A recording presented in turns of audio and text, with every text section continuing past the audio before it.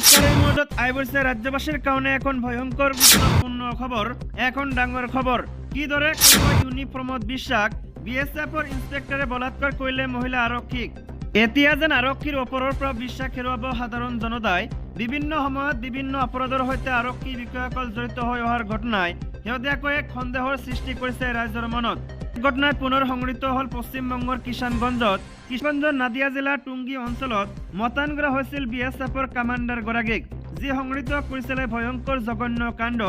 একে অঞ্চলতে কৰ্তব্যৰত আন এগৰাকী মহিলা কনিষ্ঠবলক কাৰ্যালয়ৰ চৌহদতে বিগত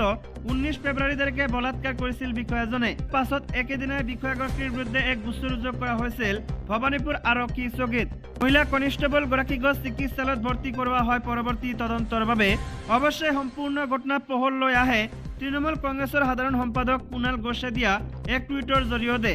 এদিয়া প্ৰশ্ন হয় সুৰক্ষা কৰ্মী অথবা আৰক্ষীৰ হাতত সুৰক্ষা ন্যস্ত কৰিবলৈ সম্পূৰ্ণৰূপে ভৰসা কৰিবনে ৰাইজে ভৰসা কৰিলেও সম্পূৰ্ণৰূপে সুৰক্ষিত হ'ব জানো সাধাৰণ জনতা।